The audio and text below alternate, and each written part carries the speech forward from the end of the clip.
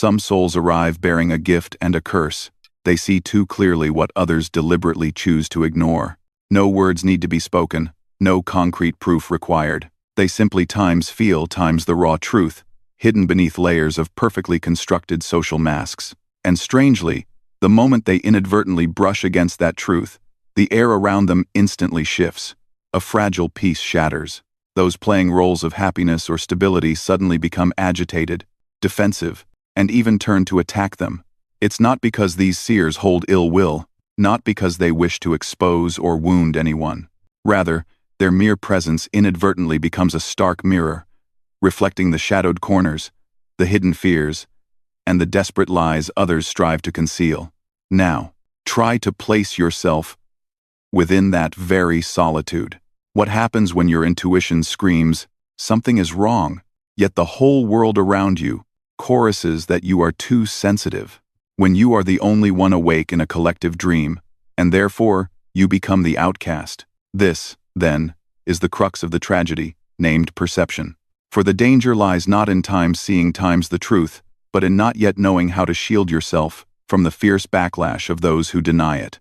Let us delve into Jungian psychology to understand the true cost of seeing through, and how to transform it from a burden into a source of strength.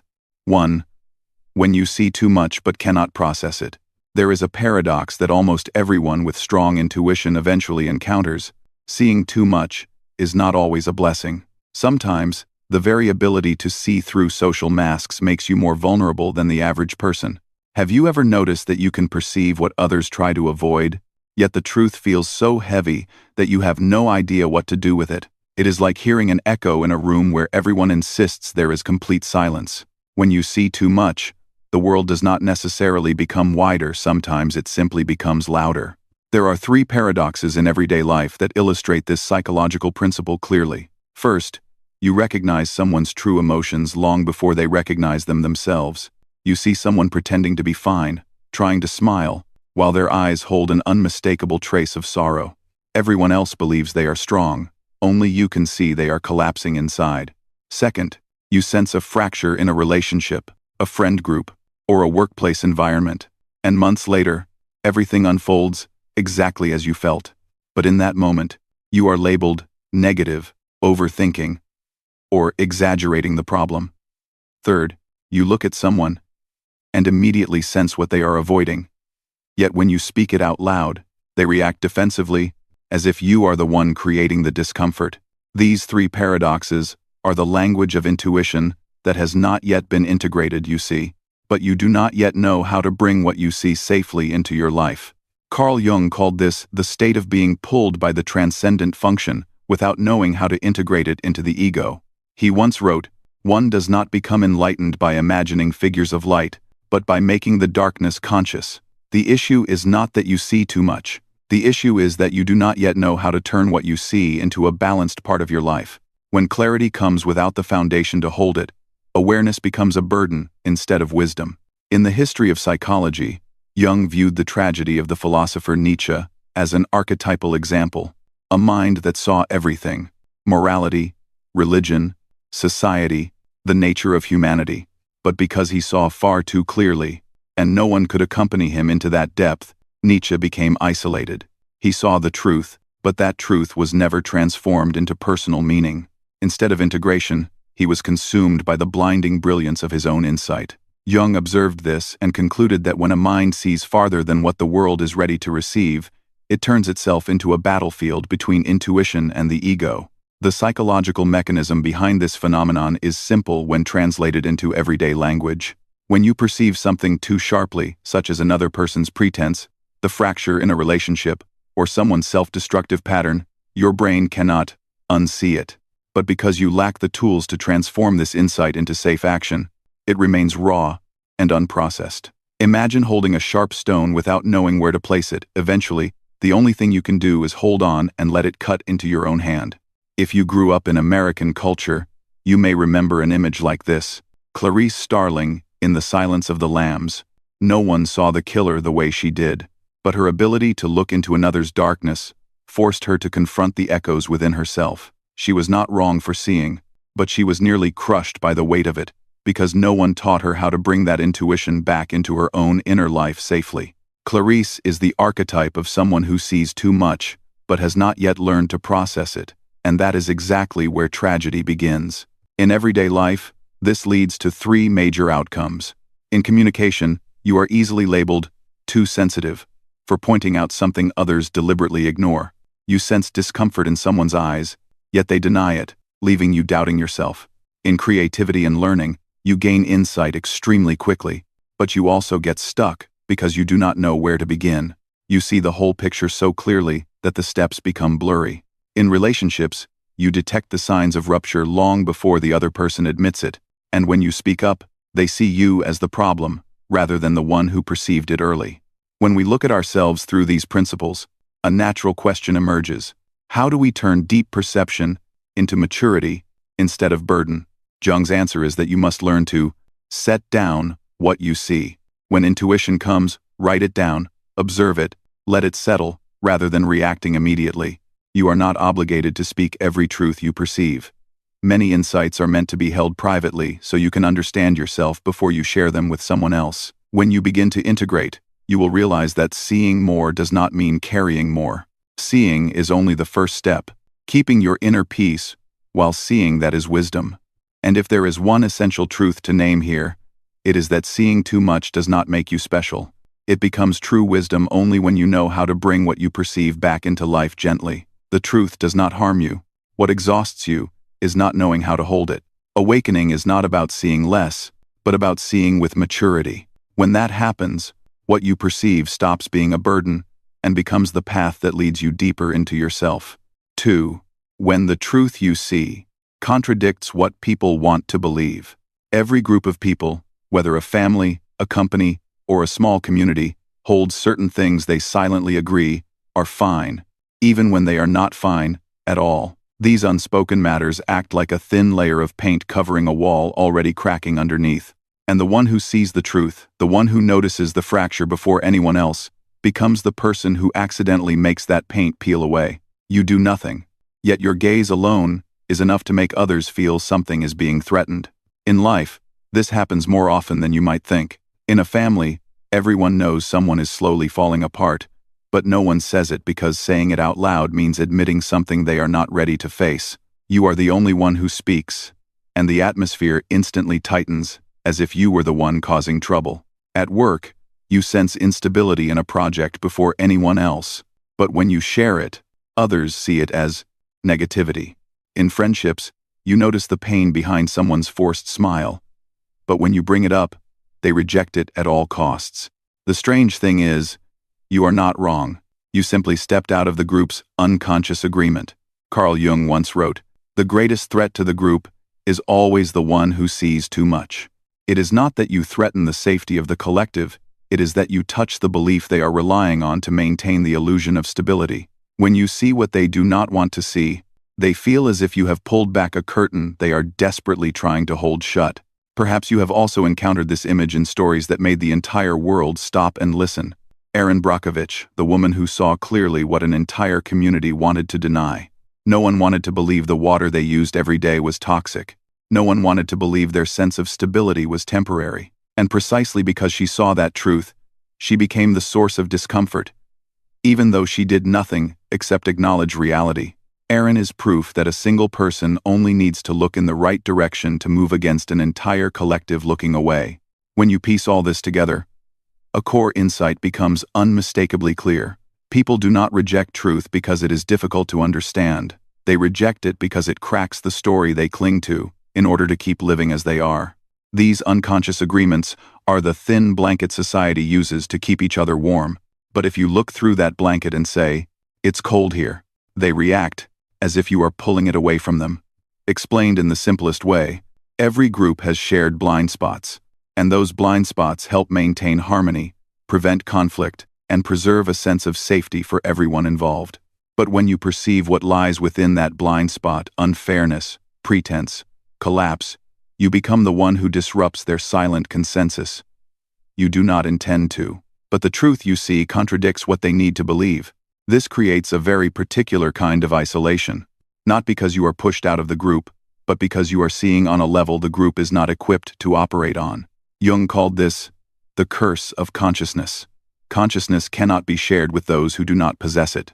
You become a small island while everyone else rows together on the same current. No one is wrong, but you and they are no longer standing on the same psychological ground. The more important question is, how do you bring this into your life without letting it drain you? Because if you try to force others to see what they are not ready to face, they will resist, not because you are wrong, but because they do not yet have the inner structure to withstand that truth. What you see may be correct, but the timing is not. And maturity means understanding that truth becomes illumination only when revealed at the right moment, not when used like a blade. In communication, this teaches you to choose whom to share with, to choose safe spaces for truth, instead of throwing it into a group not yet ready. In creativity and learning, you come to understand that, ahead of its time, ideas are not incorrect, they simply need to be planted in the right soil. In relationships, you stop blaming yourself for seeing too early, because early perception is a skill, not a flaw. But when everything quiets down, one thing remains impossible to ignore. The world is not against you. The world is against truth that arrives too soon. When you understand this, you no longer feel lost in the crowd. You simply recognize that you are standing a few steps higher, seeing the storm before it gathers. And sometimes, your task is not to shout to everyone that rain is coming, but to find shelter for yourself before the wind starts to rise. 3. When people attack you because they fear what you reflect, there are moments when you simply speak about what you see, and suddenly you become the problem. Not because you are wrong, but because you touch something others do not want to look at. A very ordinary question like, "Are you okay?" can trigger a strong reaction, as if you were accusing them of something. You are merely shining a small light into a corner they have been trying to hide, and instantly, you are treated as the one bringing negativity. The strange thing is that you did nothing except reflect the truth, but their fear of their own shadow is projected onto you. If you have ever been in this situation, you remember the feeling vividly. You tell a colleague you sense they are overwhelmed, and they label you as too sensitive. You notice a close friend is deceiving themselves in a relationship, and they react sharply, as though your words were meant to hurt them. You tell your partner you feel they are sad, and they snap back. "You always think something's wrong with me." The pain is directed at you, but it does not belong to you. Jung once wrote, "What you resist not only persists, but will grow in size." When a person refuses to face their shadow, the part they deny, hide, or cover up, anyone who accidentally reflects that part becomes a threat, and to avoid confronting themselves, they attack the one who sees. Psychology calls this a basic defense mechanism, shadow projection. But in real life, it shows up in very ordinary forms: sudden anger, irrational criticism, avoidance you cannot explain. Explained in the simplest way. When you see something another person is not ready to see, you become a mirror. And not everyone wants to look into a mirror, especially when it reflects what they have been avoiding. The shadow, according to Jung, is not only the negative, it is the part buried for so long that touching it causes pain. So they protect themselves by shifting responsibility onto you.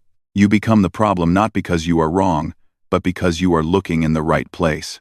There is an iconic image in popular culture that illustrates this well. Dana Scully, in The X-Files. She does not always criticize others.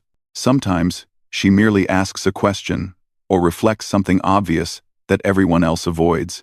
Yet that clarity disturbs people around her. They do not hate her. They hate what she forces them to confront. The truth they want to believe does not exist. Scully becomes a figure who is resisted not because she attacks, but because her awareness exposes the cracks in the group. In life, this phenomenon produces a distinct feeling, the feeling of being misunderstood in a way you cannot explain. You ask yourself, why am I being punished for caring? Or why does saying something true cause such a strong reaction? But the answer does not lie in you. It lies in the shadow you accidentally touched. The shadow tends to protect itself through attack, and the person who stands closest to the light, you, becomes the target. To understand this mechanism clearly, imagine a dark room. You walk in holding a small candle. No one asked you to bring light. But the moment you set it down, every dark corner becomes visible. The things people were comfortable living with in the dark suddenly become unsettling. But instead of blaming the darkness, they blame the light. That is the essence of projection, assigning fault to the person who makes the truth visible. So how do you apply this understanding in life without exhausting yourself? The first step is realizing that not everyone is ready to look into a mirror. When you understand this, you stop expecting truth to be accepted immediately. You can choose to ask gentler questions instead of pointing things out directly. You can step back when you sense defensiveness. And most importantly, you recognize that their reaction is toward their own shadow, not toward you. In communication, this means focusing on your feelings rather than their faults. Instead of saying, "I see you're hurting yourself," you might say, "I'm concerned because I feel something is off." This reduces defensiveness and keeps the conversation open. In creative work, you understand that strong pushback toward your ideas sometimes comes from someone's fear, not from your idea being wrong. In relationships, you learn to recognize timing. There are moments when people need space to see for themselves, not to be shown. But no matter how you apply this, one truth remains: you are not the problem. And when everything settles, you will see something much deeper. Those who attack you for what you reflect are not truly seeing you. They are seeing the part of themselves they are running from. When you understand this, you no longer need to prove yourself right. You simply learn to hold your light as you would a small flame, not so close that it burns someone, and not so far that it is extinguished by another person's fear. 4. How to speak the truth you see without triggering defensiveness. Not every truth you see needs to be spoken in its entirety. There is an art to revealing what you perceive without causing the other person to retreat. And if you have ever tried expressing a truth too directly, you already know that feeling. One harmless sentence, and suddenly the atmosphere shifts. The other person closes off, you hesitate, and the truth, though accurate, becomes an accidental blade. The truth is, those who see deeply often face a draining paradox. You can identify the very knot someone is stuck in, but every time you speak it aloud, they recoil as though you are threatening their safety. You want to help, to shed light on something small, yet what you receive is a reaction, as if you were attacking them. This is not your fault. It is the nature of the human psyche. People fear being seen more than being misunderstood. Jung once said, "The shoe that fits one person pinches another." There is no recipe for living that suits all cases. A truth that feels obvious to you does not mean the other person is ready to wear it. What you see may be clear, but they are living within a completely different internal rhythm. And this is why the first art is learning to read depth before speaking truth. Not to control, but to respect the natural pace of the other person's emotional development. Think back to familiar moments. You tell a close friend you feel they are running away from something, they immediately push back. You point out something obvious to a coworker, they snap at you. In a relationship, you make one comment that hits an old wound, and the distance between you appears instantly. These reactions are not because you were harsh. They happen because you stepped too quickly into territory they were not yet prepared to explore. The truth is not what hurts. Being illuminated in a place they cannot face is what hurts. To prevent this, Jung suggested a process of gradual revelation. No imposing, no declaring, no turning intuition into a verdict. He noticed that intuitive individuals often make one core mistake, seeing one thing and speaking 10. But the person in front of you, living on defensive ego structures, has no capacity to receive it. Therefore, the first step must always be gentler than you expect. You might begin with a small observation. Something like, "I feel like today your heart is carrying something heavier than usual. But I'm not sure." From there, you do not force anything. You wait for their rhythm. If they lean in with curiosity, you can go deeper. If they pull away, you step back. This rhythm is more important than anything you say, because truth has two halves, recognizing it and receiving it. You hold the first half, the second belongs entirely to them. The next art lies in language. When you speak truth as a judgment, you're deceiving yourself. The only thing the other person hears is threat. But when you speak truth as an invitation, I wonder if something has made you feel like you need to hold everything together by yourself. It creates space for breath. A question opens a door. A declaration closes it. You can see this beautifully in a classic figure of literature, Elizabeth Bennet, in Pride and Prejudice. She does not strike directly at someone's pride. She moves around it with elegance, allowing the listener to discover the truth themselves. What makes Elizabeth an archetype is not just her intelligence, but her precision choosing words the way a musician chooses notes, clear enough to guide, soft enough not to break the other's sense of dignity. This is a skill deeply needed by anyone who sees beneath the surface, because if you pay attention, the problem never lies in the truth. The problem lies in the sense of safety the other person feels when hearing it. Truth is never the difficulty, defensiveness is. If you want relationships that survive truth, you must learn something simple. Walk with people at their pace. You are not the guide. You are simply placing a mirror in the right spot so that they, when ready, will see what needs to be seen. This process applies everywhere you exist. In communication, adjusting the depth of truth allows you to maintain connection without injuring psychological boundaries. In creativity, it helps you convey profound ideas in digestible form, like planting seeds instead of pouring water all at once. In love, it keeps your partner from feeling examined and instead feeling seen. So each time you want to say what you see, pause for a moment. Observe not just their words but their breathing, the silence between sentences, the way their shoulders tense as they listen. Their body will tell you whether they are ready. The art of speaking truth is the art of reading the biological rhythm of the soul, gentle, subtle, and powerful enough to save many relationships from breaking under misunderstandings. Applied to daily life, you can practice 4 small steps. First, speak from your own feelings, not from judgment. "I'm worried about you" is entirely different from "you are wrong." I'm worried.com. Second, frame truths as questions. You give the other person room to respond, instead of imposing a truth they have not yet claimed. Third, adjust depth based on reaction. If they ask a follow-up question, they are opening the door. If they change the subject, they are not ready. Fourth, let them arrive at the conclusion themselves. You do not need to finish the truth for them. Truth only becomes wisdom when seen through one's own light. And if you look closely, you will notice the central principle behind everything I've said. The depth of the truth means nothing if the listener cannot receive it. Not every truth should be spoken fully, and not everyone is ready to hear. In other words, your goal is not to be right, but to speak in a way that keeps the other person present. Sharp intuition is a gift, but must be used like silk, not a blade. What you see may be correct, but what they need in that moment may only be a small, gentle light, just enough to keep them from being frightened by the shadow they have not yet learned to meet. This is not compromise. It is the compassion of someone who sees clearly. 5. 2 types of seeing through that make you different. Not everyone who possesses the ability to see through is the same kind of person. Some people feel through their bodies as if they carry a silent radar that detects the subtlest shifts in the emotional atmosphere. Others see through an invisible lens that reveals psychological patterns so vast and structured that most people would need months or years to notice them.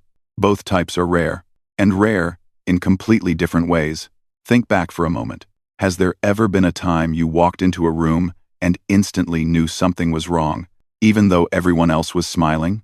Or a moment you looked at a relationship and, in a single glimpse, you knew it would eventually fall apart long before the people involved sensed anything? These experiences are not accidental. Jung called them differentiated forms of intuition, modes of perception that evolve beyond the average range, allowing you to see psychological fragments others overlook. He wrote, "The psyche is a self-regulating system, and these 2 modes are among the mind's most intricate ways of regulating itself."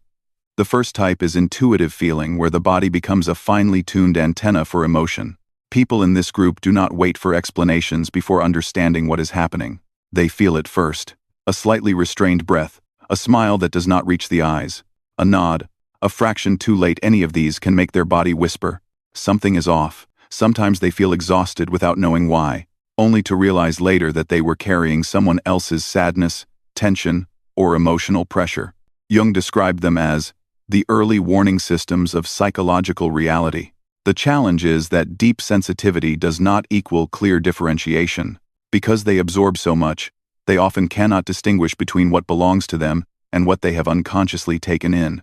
Their body reacts constantly, and that alone can drain them if they do not learn when to close the antenna. The second type is pure intuition, the rarest, most refined, but also the loneliest.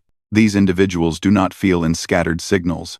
They see the entire map. They observe a small behavior and instantly perceive its larger trajectory. They sense consequences before the causes fully form.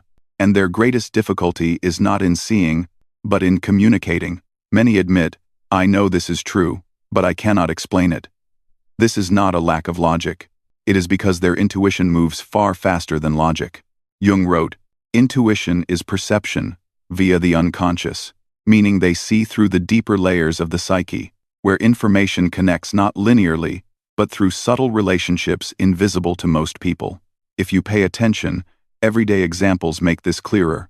A mother suddenly sensing her child is in danger with no obvious signs, a friend who looks at you once and knows something is wrong, a coworker who has never heard your plans but guesses correctly that you are about to make a major decision. Or something simpler. You look at someone smiling and know they are hiding something profound, something they cannot admit to themselves yet. These moments confuse many people, but they are simply reflections of the two intuitive types Jung described. Both forms of seeing through place their owners slightly out of sync with the collective rhythm. Those who absorb emotions easily become overwhelmed. Those who see patterns are often dismissed as too sensitive or overthinking. But the essence of this difference is not strangeness, it is refinement. And when understood correctly, this is not a burden but a unique form of psychological intelligence. And if you look closely, you will notice one core truth behind everything I have said. These two forms of intuition were never meant to help you analyze others first. They were meant to help you understand yourself.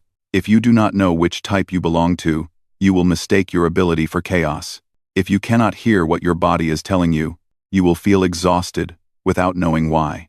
If you do not understand how your intuition works, you will always feel lonely when others cannot keep up with the pace of your perception. Seeing through is never a curse. It only becomes one when you do not yet know what instrument you are seeing with. 6. You need the right people in order to be yourself. There is something people who see deeply tend to discover very early. Not everyone can be around you without making you shrink yourself. You may see others clearly, but what you long for most sometimes is simply someone who looks back at you with calmness, without fear, without defensiveness, without turning you into something strange or threatening. Seeing too much makes loneliness easy, but not everyone makes you lonely. There are people whose presence alone allows you to breathe, to soften, to be yourself without adjusting the depth of your perception, without trimming your intuition, without folding your heart just to match their rhythm. Jung called them witnesses, those whose presence allows you to exist fully without tucking away any part of who you are. He once wrote in The Development of Personality, "The privilege of a lifetime is to become who you truly are. And to become yourself, you cannot walk alone. The deepest layer of your being only steps forward when it is witnessed without judgment." Years of analytic work have shown me a truth. Heightened perception can only survive when the right people stand beside it. Because people who see deeply are often labeled strange, misunderstood, or pulled into roles they never asked for. They notice what others overlook, but for that very reason they also become a screen for others' fears.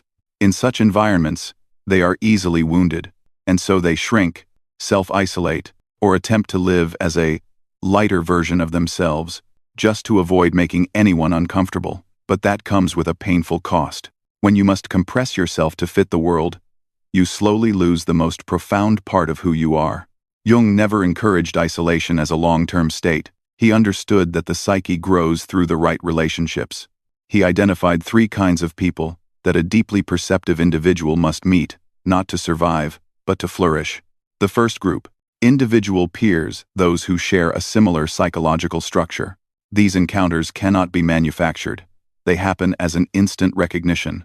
You look at them and know, someone who understands the language inside me. Jung described them as members of the conscious minority, people unafraid of depth, unafraid of truth, unafraid of shadow, and also unafraid of the sharpness of your perception. With them, you do not need to adjust yourself. You do not need to slow down, simplify, or dilute what you see.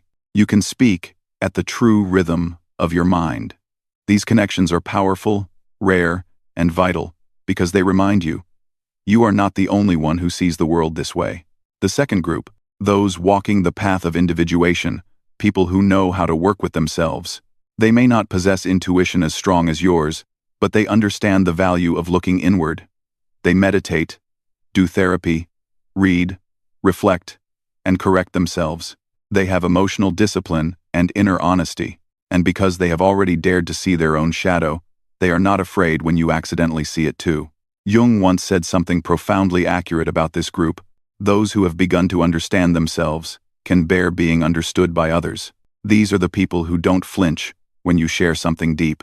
They don't attack, deny, or take it as a threat to their ego. They treat truth as information for growth, not as danger. They do not need to resemble you, they only need to be mature enough not to perceive you as a threat. The third group, natural containers, people with innate emotional depth.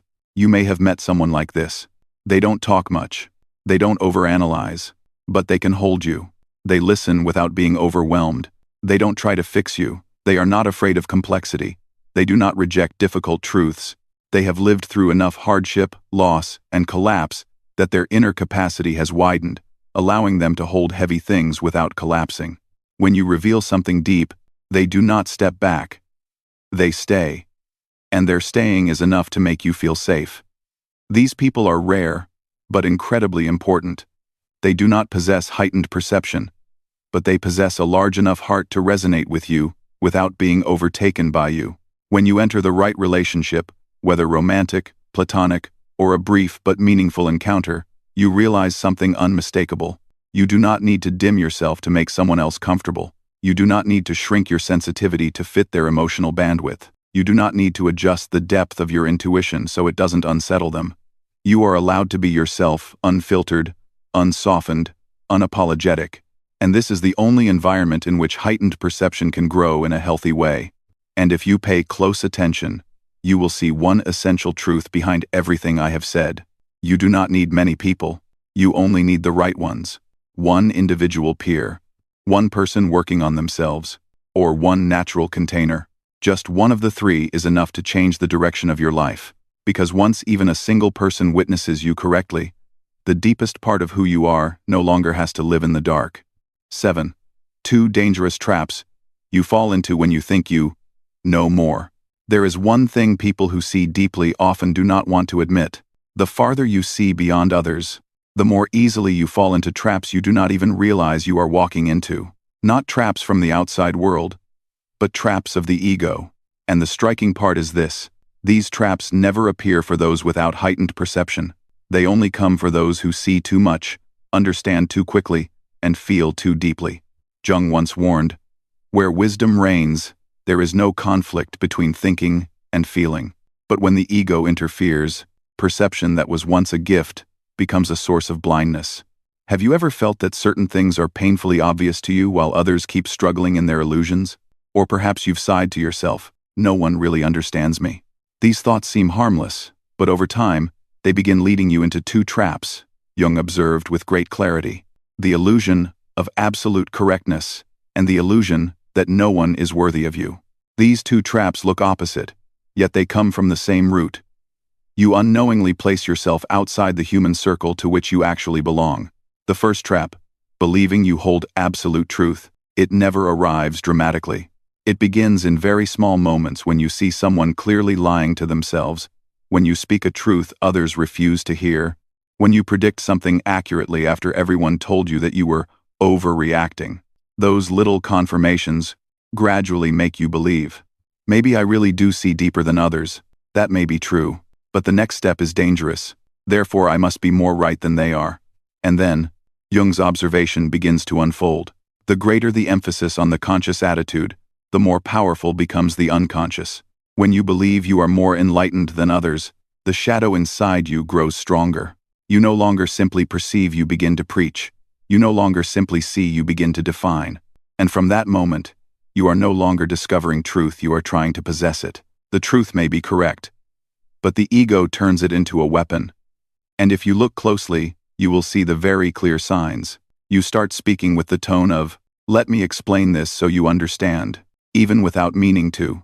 You believe others refuse to awaken because they are weak, not because they simply haven't reached the phase you are in. You find their innocence disappointing rather than seeing it as a necessary step in everyone's journey. Jung warned that any superior function, sharp thinking, strong intuition, or deep observation has a dark side. When you see yourself as the keeper of truth, you become possessed by that very function. Instead of you guiding your perception begins controlling you. And the painful irony is this: those who see the farthest are often the ones most blind when the ego covers their eyes. The second trap: believing no one is worthy of you and withdrawing from life. There is a kind of isolation that does not come from others rejecting you, but from you choosing to leave them. This is not maturity. It is self-protection disguised as the belief that, I am different. You stop trying to connect because you think no one is deep enough, refined enough, or mature enough to step into your psychological space. And here lies the danger. This trap convinces you that the distance between you and the world is a sign of growth, when in fact, it is simply unprocessed overwhelm. Jung observed many such cases and described them clearly: heightened perception being turned into a reason to withdraw from life. You see the limitations of others, then unconsciously look down on them. You see the ignorance of the collective, then use it as evidence that you exist on another level. But that is not transcendence. It is relational refusal, a form of exhaustion, wrapped in intellectual language. Jung stated very clearly, loneliness does not come from having no people around you, but from being unable to communicate the things that seem important to you. This statement is not only accurate, it is the key to the second trap. You are alone, not because no one is worthy, but because you have not yet met the person who speaks your language. This trap is sweet because it makes you feel special, even superior. But it is also cruel because it takes away every opportunity to grow through relationships. No one develops in withdrawal. Consciousness needs interaction. The psyche needs reflection. Without someone looking back at you, your perception gradually loses accuracy and becomes an echo in a closed room. Many ask, but what if I really do see more clearly than they do? I would answer gently, that may be true. But that is not a reason to stop stepping into the world. Perception wasn't given to you so you could stand above others and observe. It was given so you could connect more deeply, more humanely, more honestly. You may see farther, but that does not make you more correct. It only means you see from a different layer. And the paradox is this: those who see the farthest must learn how to come closest. If you reflect a little further, you will notice something crucial. Deep perception, if not anchored in humility, becomes illusion. But when anchored in humility, it becomes wisdom. The difference between the two has nothing to do with how deeply you see, but with how you treat what you see. The more you understand that you cannot always be right, the sharper your perception becomes. The more you accept that others cannot move at your pace, the less the distance between you and them feels like a chasm. To see through others is a gift. But that gift only ripens when you learn two things: not to fuse perception with ego, and not to use sensitivity as a reason to abandon the world. 8. 4 ways. People with strong intuition process the unconscious. The most fascinating thing about strong intuition is not the ability to see, but the way each person processes what they see. We often think of intuition as a singular, unified capacity, but in reality, according to Jung's observations, intuition operates on a wide spectrum of experiences, where each individual interacts with the unconscious in completely different ways. And the more I speak with intuitive individuals, the more I recognize a truth. Beneath the same cognitive mechanism are deeply personal, subtle, and sometimes even opposing unconscious journeys. But before we explore each specific type, we need to clarify something to avoid confusion. Here, we are not discussing social causes, trauma, or defensive mechanisms. We are standing in a different realm, the realm Jung called the autonomy of the unconscious psyche, where the unconscious operates by its own laws, and intuition serves as the bridge that allows some people to sense it. What I want you to see in this part is not the unfairness in how the world treats intuitive people, but the diversity in how intuition functions. Jung pointed out that not all intuitions are the same. There are 4 distinct models, 4 ways in which humans process unconscious content. When you understand your type, you will feel less confused by your own reactions, and less frustrated by your exhaustion in situations that seem ordinary to others. The first type, those who absorb the unconscious through the body, somatic intuition. This is the group that tires the most easily, and also the one most frequently misunderstood. They do not merely see what is happening in others' psychology, they feel it within their own bodies. A tense conversation gives them a headache. An anxious person makes their breath shallow. A toxic relationship causes chest tightness or sleeplessness. There is no clear boundary between their emotions and the emotions they absorb. I have heard many clients say they know someone is sad even before that person realizes it. They say, "I'm not sure what's happening, but I feel it as if it's happening to me." Jung described this state as continuous emotional contagion, a mechanism through which the collective unconscious flows through those with an especially sensitive nervous system. It is no surprise that they are always the first to sense when something is wrong in the family, friendship circle, or workplace. A tiny shift in someone's eyes, the middle of a sentence, or a breath pattern is enough for them to sense a psychological disturbance beneath the surface. The challenge is that they cannot turn it off, and when others react defensively, they are not only hurt psychologically, they are hurt physically. So, if you belong to this group, you'll often hear people say, "Why are you so sensitive?" But the truth is, you are simply carrying what belongs to others. The second type, those who see the pattern, cognitive intuition. If the first group feels through the body, this group feels through structure. They perceive psychological patterns others cannot see. A relationship falling apart? They know early. A project going off track? They sense it from the first signs. A person self-destructing? They see it in the way that person talks about the future. What's remarkable is this: they don't need logic to form their assessments. They do not analyze, they recognize. Jung described this group as people who read the movement of the unconscious and predict outcomes by sensing the direction of an entire system. The difficulty for this group is that they are always a few steps ahead. What they see today may not happen until months or even years later. Because of this, they are often seen as pessimistic, dramatic, or thinking too far ahead. Others only realize they were right when it is already too late. And since they cannot explain how they know because even they do not know how to verbalize it, they are often doubted or accused of imagining negative scenarios. The truth is, they are merely describing the picture the unconscious is already painting. The third type, those who connect invisible dots, symbolic intuition. This group operates through images, symbols, dreams, and metaphors. They may not excel at analyzing emotions or predicting behavior, but they possess another ability. They recognize the hidden meaning behind what seems random. A recurring dream, a symbol appearing across different events, a casual sentence that startles them. For them, the unconscious does not come as waves or structures, it comes as a language, and they are its translators. Jung once wrote, "Who looks outside, dreams. Who looks inside, awakes." This group is the living embodiment of that line. They do not only look outward, they look inward to decode what the unconscious is sending. When working with dreams, they can see the common thread behind multiple images. When noticing synchronicities, they sense the depth of events that others dismiss as coincidence. Their difficulty is this: others often think they are too mystical, over-interpreting, or reading too much into things, but they are not exaggerating, they simply see the world through another layer of language. The fourth type, those who receive more than they can express, diffuse intuition. This is the rarest group, and also the one most likely to feel lost. They see a lot, sometimes too much, but they struggle to organize or articulate what they receive. They know something is right, but cannot put it into words. They feel something is wrong, but cannot say why. In work, they may make brilliant decisions they cannot explain. In relationships, they sense another person's motives but feel clumsy describing them. People in this group often feel, "No one understands me," not because they are difficult to approach, but because they cannot place what they see into a clear linguistic structure. They are overwhelmed. They know, but cannot speak it. They understand, but cannot prove it. What exhausts them is that they are constantly asked to explain things they can only feel, and when they cannot prove anything, they are seen as baseless.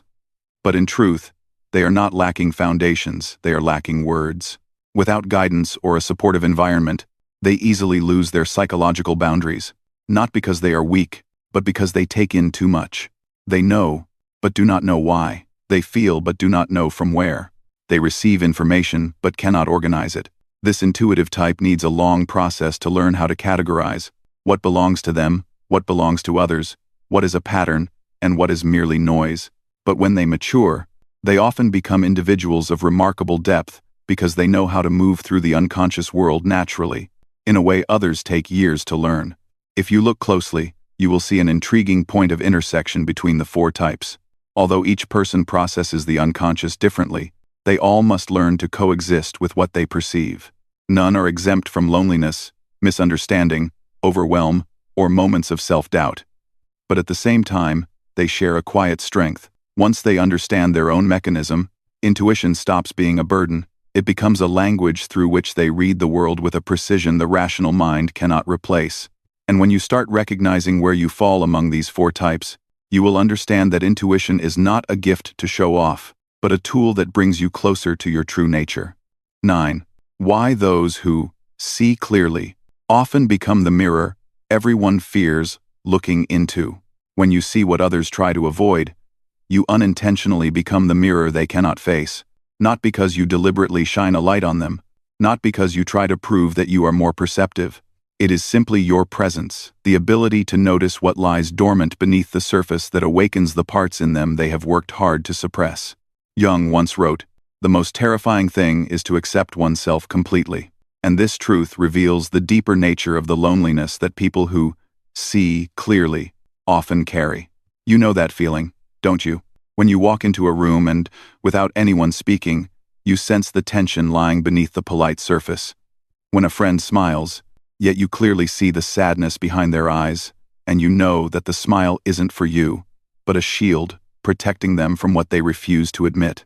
For many people, seeing in this way is a gift, but for you, at times, it feels like being pulled into a depth where no one else can breathe with you. This is where we must speak about the archetypal layer, the realm where your vision is no longer just an individual cognitive ability, but becomes a symbol. Those who see clearly, according to Jung, do not merely work with surface social cues. They touch the deepest layers of others' psychology, the avoidance, the unspoken truths, the unlived lives. Jung once wrote, "Nothing has a stronger psychological influence on their environment than the unlived lives of the parents." But this principle does not apply only to families. It operates in every relationship. The parts suppressed into the unconscious anger, fear, fragility, longing, all seek a place to be reflected. And very often, that place is you. This is not a coincidence. Deep-seeing individuals, especially the intuitive types Jung described, possess an unusual ability. They do not merely perceive the unconscious, they reflect it without saying a word. Their clarity makes others feel exposed even when you say nothing at all. Someone hiding jealousy will find you annoying. Someone masking insecurity will call you too sensitive. Someone avoiding their own darkness will say you are too serious. You do nothing. You simply exist. But your presence awakens what they have spent their whole lives suppressing. People are not afraid of you. They are afraid of themselves in your presence. And so, you become a living mirror. The problem with a mirror is what? It does not choose what it reflects. It simply reflects. But those looking into it do not understand this. They think, "You make me feel bad," when the truth is, I feel bad because I see the part of myself I have avoided for too long. This is where you begin to understand why those who see clearly often feel lonely. You are not only misunderstood at a personal level, you become an archetypal figure, a psychological character within the collective psyche, the awakener of the shadow. This archetype has appeared in mythology, religion, literature, and now echoes through everyday life. In Western folk tales, it is the one who uncovers the secret the whole village denies. In the Bible, the one who sees the deceit hiding within the people's hearts. In Greek myth, the one who notices the shadow growing behind the glorious prince. These figures are rarely welcomed. They bring truth, and truth is always the last thing humans want to confront. It is fascinating that Jung wrote, "People will do anything, no matter how absurd, to avoid facing their own souls." This statement is the key to understanding why those who see clearly are perceived as threats. It is not your truth that is dangerous. It is what they must face when your truth is reflected. People would rather cling to familiar illusions than accept a truth that could shatter the psychological structure they rely on to survive. Let me give you an image deeply embedded in American culture. Lady Macbeth, staring at the imagined bloodstain she cannot wash off. No one else sees the stain except the woman carrying guilt in her unconscious. But if someone were standing beside her, someone steady, perceptive, profound, then even their silent presence would cause her to fall apart. The one who reflects truth does nothing. yet they trigger the collapse within the other person. Do you see? This is no longer a simple social dynamic. This is archetypal. The one who sees clearly becomes a symbol of what the collective tries to bury. They are like a small flame in a dark room. And what does light do by nature? It bothers the darkness without speaking a word. And when darkness is bothered, what does it do? It attacks the nearest source of light. This brings us to what Jung called the problem of the superior function. When one of your abilities grows far stronger than the rest, it does not merely make you different, it makes you separate. You no longer blend into the collective unconscious. You perceive currents others do not register. You sense truths they have no language for. And because of that, they cannot receive you as something familiar within themselves. They see you with caution as if you are holding a flashlight pointed at the place they do not want to touch. But the truth is, you are not carrying a flashlight. The light is in your eyes. What is more unsettling, according to Jung, is that the collective unconscious does not respond with reason. It responds with instinct. When people feel seen, they do not say, "Perhaps I should examine this." They say, "You are the problem. You are too negative. You complicate everything. You read too much into things. You think too deeply. You think too deeply." These words are not judgments of you. They are defenses, protecting them from themselves. Have you ever wondered why those who see clearly often walk the same repetitive loop? You observe what is happening. You understand its deeper layer. You speak gently, and others immediately become defensive. You step back to avoid making them uncomfortable. They begin to blame you. And finally, you choose silence, because it is the only way to preserve peace. Not because you are wrong, not because you speak too much, not because you are imagining things, but because you are standing at the delicate boundary between what people know and what they do not dare to know. In the framework, Jung observed, the clear-seeing individual becomes the target of shadow projection, not in the personal sense, but in the symbolic sense. You become the place where their shadow lands. Everything they have not lived, not admitted, not confronted, finds a way to take shape through you. If they hide insecurity, they will find you suspicious. If they suppress anger, they will see you as aggressive. If they ignore the fractures in their own soul, they will view you as the disruptor of peace. And here's the part most people never understand. You are not the cause of the breakdown. You are simply the place where the breakdown becomes visible. When you understand this principle, your loneliness suddenly gains a language. You stop thinking, "Maybe I'm too sensitive." You begin saying, "I'm simply seeing what they cannot yet see." There's no. You stop blaming yourself. Why does everyone react so strongly to me? You begin realizing, their reactions are not to me, but to the parts they avoid within themselves. And if you look closely, you will notice a strange rule. The more someone runs from themselves, the more intense their reaction to those who see them. The more they fear truth, the more they attack the one who brings it. The more they identify with their mask, the more frightened they become when you come close to it, even when you have no intention of touching it. But what does this also mean? That your isolation is not a sign you are in the wrong place, but a sign you are standing exactly where your archetypal position is meant to be. The one who sees deeply, the awakener, the bearer of light in darkness, not to fix anyone, not to prove anything, but simply to exist clear, honest, profound, so that the unconscious of others is forced to move. 10. Learning to see deeply, without being carried away by your own perception. There is a paradox that most deep-seeing people must face. The very thing that sets you apart is also the thing that can swallow you whole. And liberation does not come from seeing less, it comes from standing firm before what you see. Jung once wrote an important line that many people overlook. Until you make the unconscious conscious, it will direct your life, and you will call it fate. But what he did not state directly, and what you only understand through your own experience, is that sometimes seeing the unconscious of others can cause you to lose yourself. Have you ever felt like you are a door that is always open, and anyone passing by leaves something behind? You see the emotions they try to hide. You sense the fear behind their strong words. You recognize the fractures approaching long before they are ready to admit them. And then those very things pull you into a half-awake, half-submerged state, where you no longer know what belongs to you and what you have unconsciously absorbed from others. That is the moment when perception stops being a tool and becomes a force that drags you. I once worked with a patient like that. She saw more than she wanted to. She saw pretense, pain, cracks in every conversation. Her intuition was so strong, it exhausted her. But then a transformative moment arrived. She did not try to see less, did not try to turn off. Her intuition, she learned to stand apart from what she saw. Jung called this the capacity of relating to one's psychic contents without identification, making contact with psychological material without merging with it. This changed her internal structure entirely. Instead of letting other people's sadness become her sadness, she began to realize she was only witnessing it, not carrying it.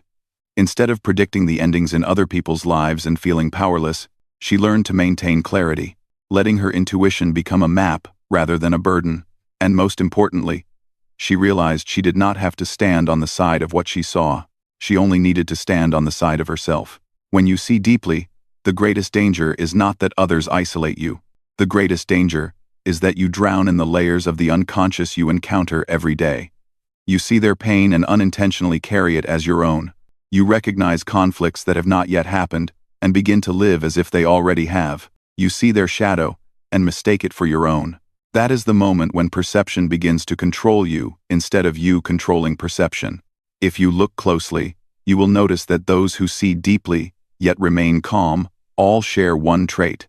They create an inner distance, not a cold distance, but a conscious one. They know they are observing, not participating. They know they are connecting, not dissolving. And above all, they know that seeing does not mean acting immediately. Jung once reminded us, there is no coming to consciousness without pain. But he also emphasized that pain is not the destination. Pain is the opening of the door. And you are the one who decides whether to enter the room or simply stand at the threshold and look.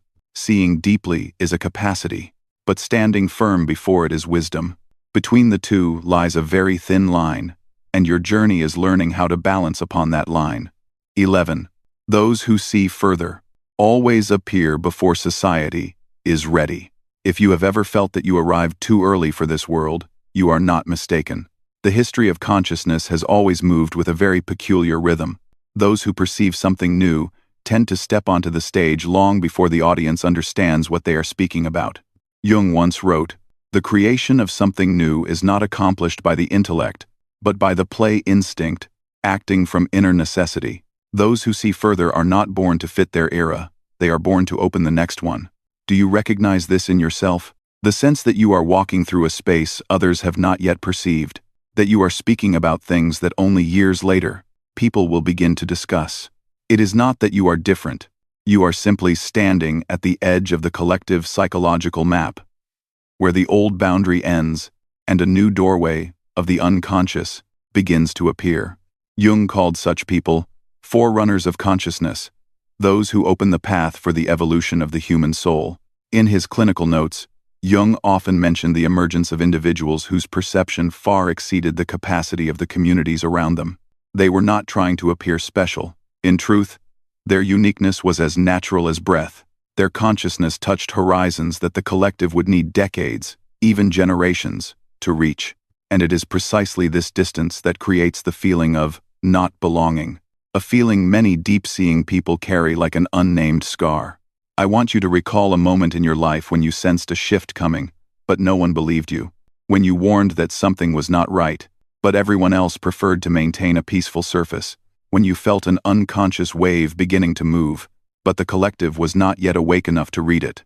In those moments, you may have thought you were wrong, but in truth, you were simply early. And here lies the paradox. Those who see further are not meant to be understood immediately. Their role is like a small light shining into a dark corner that the entire room is not yet accustomed to seeing. They do not come to be applauded. They come to ignite a kind of awareness that others will need time to learn how to use. Jung once said, "The most intense conflicts, if overcome, leave behind a sense of security and calm that is not easily disturbed." Those who go first often carry that very conflict within them, yet they are also the ones carrying the seed of the peace that later generations will harvest. You can see this in science, art, spirituality, technology, anywhere a breakthrough occurs. Before any collective shift happens, there is always a very small group who senses it first. They speak truths the society is not ready for. They walk into unconscious territory the collective does not yet have the courage to face. They become the mirror that reflects not only personal wounds, but the wounds of an era. This does not make them victims, it makes them bearers of light. But this light is not loud or dazzling, it is the quiet kind, spreading through small conversations, through intuitions dismissed by others, through moments of, I know this is true even if no one recognizes it yet. And then one day, when the collective finally reaches the maturity required, they realize, the one who saw ahead has been here all along. If you let your heart settle for a moment, you will feel this. You are not lost. You are ahead. And those who walk ahead must learn a very difficult art, the art of patience with the rest of the world. Not patience because they are right, but because they carry something others are not ready to open their eyes to. Amid everything you have lived through, perhaps the most important thing is understanding that your difference is not a sign that you are cut off from the collective flow. It is a signal that you are part of its evolution. Those who see further always arrive first, not to be honored, but to guide.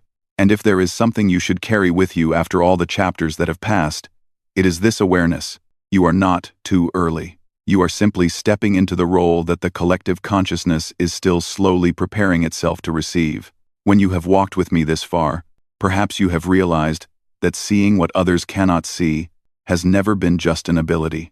It is an inner journey, sometimes lonely, but also the path that leads you closer to your truest self. Jung once wrote, "The privilege of a lifetime is to become who you truly are, and if you carry within you a pair of eyes that see deeper, that is not a burden to hide. It is an invitation to grow in a way very few people ever have the chance to experience." Do you feel that you, too, belong to the group of people who see before the world is ready? Share it in the comments, because your story might become the anchor for someone else who is feeling lost.